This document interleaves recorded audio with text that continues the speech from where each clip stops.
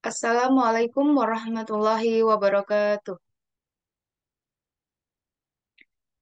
Baiklah, kami dari kelompok 4 akan mempresentasikan hasil proyek pada mata kuliah termodinamika yang berjudul Termosederhana.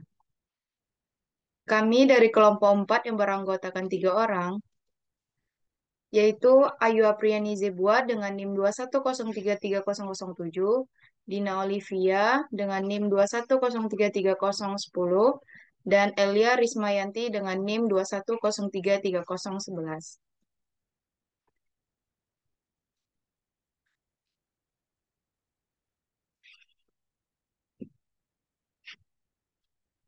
Baiklah, masuk presentasi selanjutnya yaitu tentang latar belakang atas pembuatan termos sederhana, yaitu bahwa termos air adalah alat atau komponen yang digunakan untuk menyimpan air. Tetapi suhu air dalam termos tetap terjaga karena di dalam termos terdapat bahan yang bisa mengurangi kehilangan panas melalui konduksi, konveksi, dan radiasi. Termos air ditemukan secara tidak sengaja karena penemu sedang meneliti daya tahan elektris pada suhu -200 dan 200 derajat Celcius. Lalu yang ketiga yaitu penemuan termos merupakan adaptasi dari tabung hampa udara yang digunakan untuk pengiriman dan penyimpanan gas cair. Penemu termos tersebut adalah Sir James Dewar dan John Fleming. Elemen utama termos air adalah tabung kaca yang hampa udara di sekeliling termos tersebut atau seperti gelas, tapi pinggirnya tebal dan hampa udara di tengahnya bukan solid atau pejal seperti pinggiran gelas. Alat ini dirancang dan dibahas dikarenakan agar pembaca dapat mengetahui prinsip kerja dalam termos air dan proses yang terjadi dalam termos air.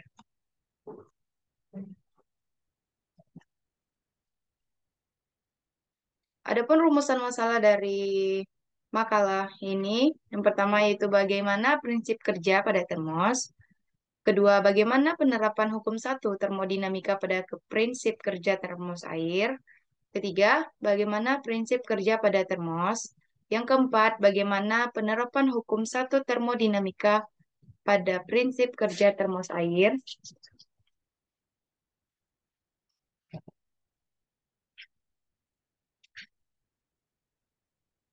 Baiklah, masuk ke kajian teori yang akan dijelaskan oleh Dina Olivia. Kepada Dina, dipersilakan. Terima kasih kepada moderator. Baik, di sini selanjutnya mengenai kajian teori, di mana pada bagian kajian teori ini dibagi menjadi 4.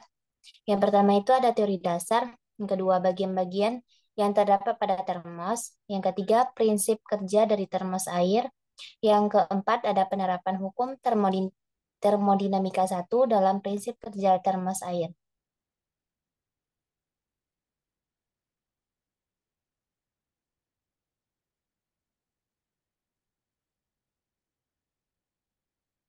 Termos air ini merupakan alat atau komponen yang mempunyai fungsi untuk menyimpan air, di mana air disimpan tidak hanya menyimpan air biasa, tetapi juga menjaga suhu agar tetap.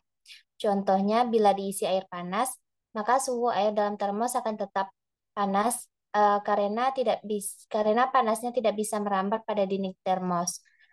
Di penemuan vacuum flask atau tabung hampa udara oleh Sir James Dewar di Oxford University menjadi cikal bakal penemuan termos tempat penyimpanan air panas dan dingin untuk minuman. Pada tahun 1904, Dewan melakukan penelitian bersama dengan John Fleming, ahli kimia, pada University College London.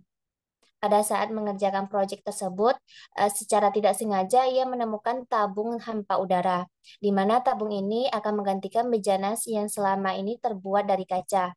Awalnya, penemuan termos merupakan adaptasi dari tabung hampa udara yang digunakan untuk pengiriman dan penyimpanan gas cair. Namun, Dewan melihat peluang lain dari temannya, yang kemudian dikembangkan tabung hampa udara menjadi sebuah termos yang mampu mempertahankan suhu dingin serta panas. Termos flash yang berbentuk botol terbuat dari kaca yang berdindingkan rangkap. Peluang di antara kedua dinding diberi hampa dan satu dinding dalam ruang hampa ini dilapisi oleh perak. Pada termos pada termos terdapat dinding kaca yang bagian dalam dan bagian luarnya dibuat mengkilap. Bagian dalam kaca dibuat mengkilap, tujuannya agar kalor dari air panas tidak terserap pada dinding. Sementara itu, bagian luar dinding kaca dibuat dengan mengkilap, berlapis perak, tujuannya agar tidak terjadi perpindahan kalor secara radiasi. Ruang hampa di antara bagian dalam dan luar berfungsi mencegah perpindahan kalor secara konveksi. Serta tutup termos terbuat dari bahan isolator seperti gabus, tujuannya agar mencegah terjadinya perpindahan kalor secara konstan.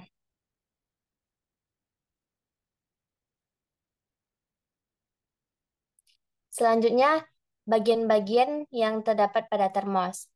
Termos merupakan sebuah botol yang diberi dinding dalam rangkap yang dirancang membentuk seperti kaca dengan bahan mengkilap yang dapat menyimpan cairan agar tetap memiliki suhu seperti semula.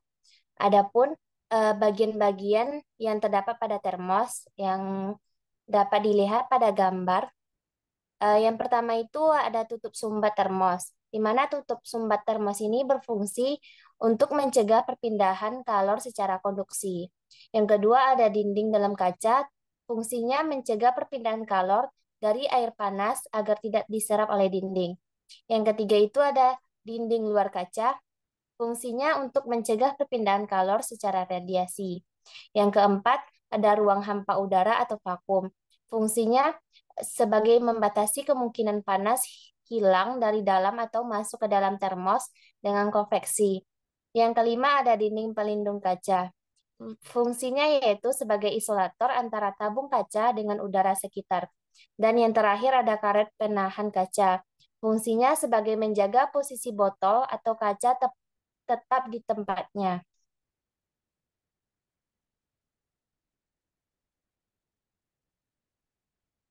Prinsip kerja termos air. Prinsip kerja termos air ini ya sangat sederhana, di mana termos menggunakan bahan yang bersifat adiabatik. Bahan adiabatik ini secara ideal menghambat atau tidak memungkinkan terjadinya interaksi antara sistem dengan lingkungannya. Tidak ada perpindahan kalor antara sistem dalam termos dengan lingkungannya. Akibat dari tidak adanya perpindahan kalor ini, tidak akan terjadi pertukaran temperatur. Nah, dengan demikian, bahan adiabatik ini akan mampu mempertahankan suhu air yang ada di dalam termos dan suhu air tidak terkontaminasi dengan suhu di lingkungannya. Prinsip kerja kalor yang masuk dalam tabung tidak bisa merambat keluar karena dihambat oleh kaca yang mempunyai warna putih dan mengkilap. Kemudian kalori yang dihambat oleh celah yang hampa udara pada tabung kaca, setelah itu masih dihambat lagi sama celah udara antara tabung dan dinding. Karena udara adalah penghantar panas yang kurang baik. Dan yang terakhir, panas dihambat keluar oleh dinding termos yang biasa terbuat oleh plastik atau logam yang penghantar panasnya kurang baik.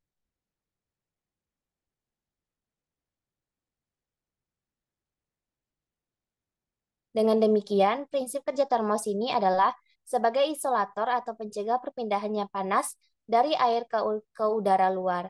Karena tekanan udara luar untuk daerah tinggi memang lebih rendah dibandingkan di daerah dataran rendah, sehingga molekul air lebih mudah terlepas ke udara menjadi uap atau mendidih. Waktu memasak air di daratan tinggi, air akan mudah mendidih karena titik didih zat cair dipengaruhi oleh tekanan udara di atas permukaan zat cair. Semakin kecil tekanan udara di atas permukaan zat cair, maka semakin rendah titik didih zat cair tersebut di daerah dataran tinggi atau pegunungan. Tekanan udaranya lebih kecil dibandingkan tekanan udara di dataran rendah, sehingga titik didih di daerah dataran tinggi atau pegunungan lebih rendah dari daerah dataran rendah.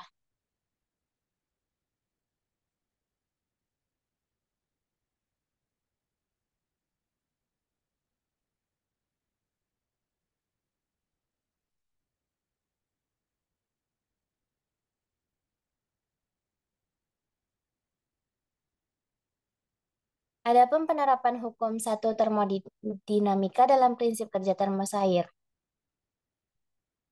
Penerapan hukum termodinamika yang termodinamika satu pada termos air terjadi pada proses adiabatik. Karena pada proses adiabatik tidak ada kalor yang masuk atau diserap ataupun keluar atau dilepaskan oleh sistem. Dengan demikian, usaha yang dilakukan gas sama dengan perubahan energi dalamnya atau WAU, sehingga tidak memungkinkan terjadinya interaksi antara sistem dengan lingkungan. Tidak ada perpindahan kalor antara sistem dalam termos dengan lingkungannya. Akibat tersebut tidak akan terjadi pertukaran temperatur, maka dari itu suhu air dalam termos akan tetap. Jika satu sistem berisi gas yang mula-mula mempunyai tekanan dan volume masing-masing P dan V mengalami proses adiabatik sehingga tekanan dan volume gas berubah menjadi P dan V, usaha yang dilakukan gas dapat dinyatakan sebagai berikut, di mana W sama dengan 1/V dikurang 1 dikali dengan P1 dikali V1 dikurang dengan P2 dikali V2, di mana Y adalah konstanta yang diperoleh dari perbandingan kapasitas kalor molar gas pada tekanan dan volume yang konstan dan mempunyai nilai yang lebih besar dari 1 atau Y besar dari 1.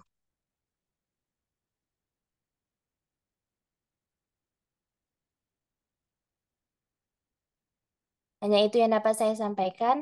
Saya kembalikan kepada moderator. Baiklah, terima kasih atas pemaparan materi dari Dina Olivia. Masuk ke bagian ketiga yaitu pembahasan yang akan dijelaskan oleh Elia Rismayanti. Kepada Elia dipersilakan.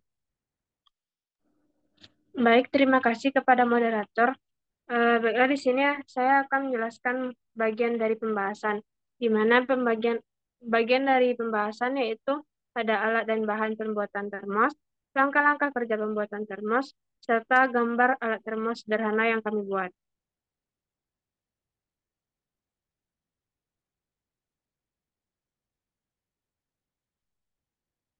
Nah, baik, dapat dilihat dari gambar, itu adalah alat yang kami gunakan dalam pembuatan termos sederhana. Alat yang dibutuhkan yang pertama tentunya botol kaca, yang kedua itu ada kapas sebagai pembatas antara botol kaca dan juga botol plastik. Yang ketiga itu aluminium foil yang akan dililitkan pada bagian botol kaca dan juga pada botol plastik setelah dimasukkan botol kaca. Yang keempat isolasi untuk menyambung kembali botol plastik yang sudah dipotong, serta agar menjaga aluminium foil tidak eh, mudah robek. Yang kelima, itu ada botol plastik. Nanti botol plastik itu akan dibelah dua di bagian leher dan juga di bagian tengahnya untuk memasukkan botol kaca ke dalam botol plastik. Selanjutnya itu ada gunting, ada pisau atau cutter, serta air panas yang digunakan untuk uji coba termos sederhana.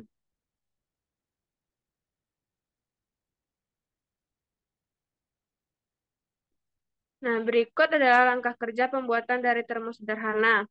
Nah, dari alat dan bahan yang sudah disiapkan, maka langkah-langkah yang harus dibuat yang pertama yaitu menggulung botol kaca dengan menggunakan kertas aluminium foil. Nah, dalam menggulung ini, pastikan aluminium foil tidak mengalami robek. Apabila robek, mungkin bisa dilapisi lagi dan diberi isolasi agar tidak mudah robek saat memasukkan eh, kapas ke dalam sela-sela botol kaca dan juga botol plastik. Yang kedua yaitu merekatkan menggunakan isolasi seperti yang sudah dibilang sebelumnya. Yang ketiga, mengambil botol plastik lalu dipotong di bagian leher botol. Ini memudahkan untuk mengisi kapas pada bagian antara botol kaca dan juga botol plastik. Yang keempat, memotong bagian garis bawah leher botol plastik menjadi dua bagian. Yang kelima, merekatkan kapas pada botol kaca yang dilapisi aluminium foil yang sudah digunakan isolasi pada perekatnya. Nah, setelah itu, lapisan botol kaca yang sudah ditempeli kapas di dimasukkan botol kaca tersebut ke dalam botol plastik yang sudah dipotong sebelumnya.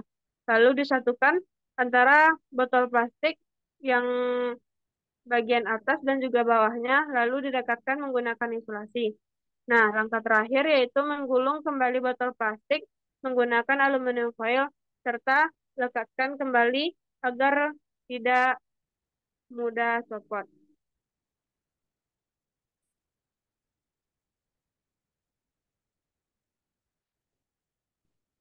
Nah, setelah langkah-langkah di atas dibuat, maka terbentuklah alat yang dinamakan termos sederhana hasil kami. Berikut adalah gambar dari termos sederhana yang kami buat.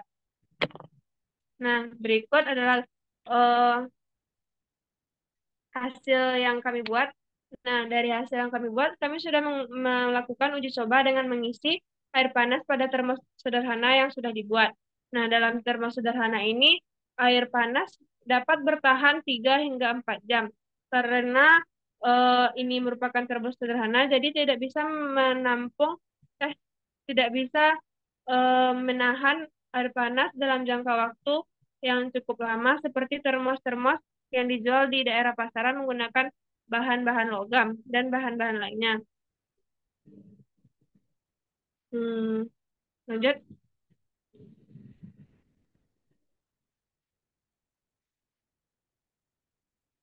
Nah, dapat disimpulkan bahwa prinsip kerja termos air adalah sebagai isolator atau pencegah berpindahnya panas dari air ke udara. Termos menggunakan bahan yang bersifat adiabatik yang secara ideal menghambat atau tidak memungkinkan terjadinya interaksi antara sistem dan lingkungan. Tidak ada pula perpindahan kalor antara sistem dan dalam termos dengan lingkungannya.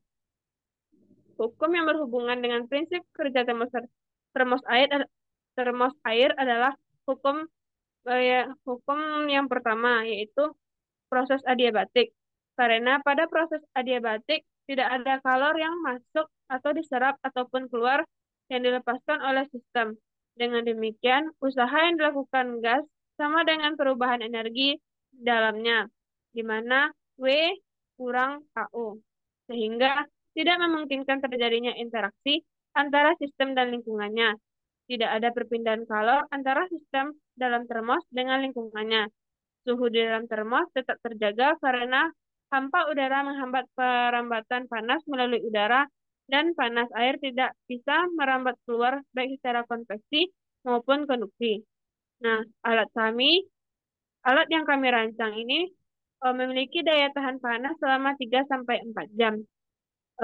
Mungkin sekian dari saya kembalikan kepada moderator.